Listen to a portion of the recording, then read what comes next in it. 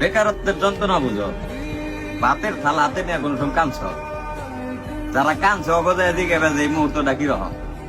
একটা ছেলের কাছে তার দুনিয়া হইলাম তার বাপ মা, সেই বাপ মা যখন তার সাথে খারাপ ব্যবহার করে যে সারাদিন কি করলি, একটা টাকা আনস না, আর কতদিন এমনি পয়সা পয়সা খাবি, এই কথাটি শুই না যে ছেলে ভাতের থালা হাতে দিয়ে কান্না করছে, ওরে যায় দিকে বেজে এই মুহূর্তটা কিরকম বা কষ্টটা কিরকম। এই প্রেম ভালোবাসার কষ্ট সবকিছু ফেল এই কষ্টের কাছে।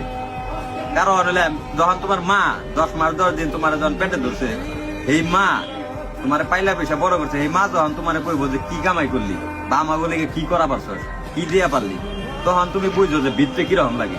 ভিতরে থেকে আমি মনে করি তখন প্রত্যেকটা ছেলের এই মুহূর্তটা যখন ফিল করে, ওই ছেলের আর মনে করো বাঁচার কোনো প্রচেষ্টাই থাকে না।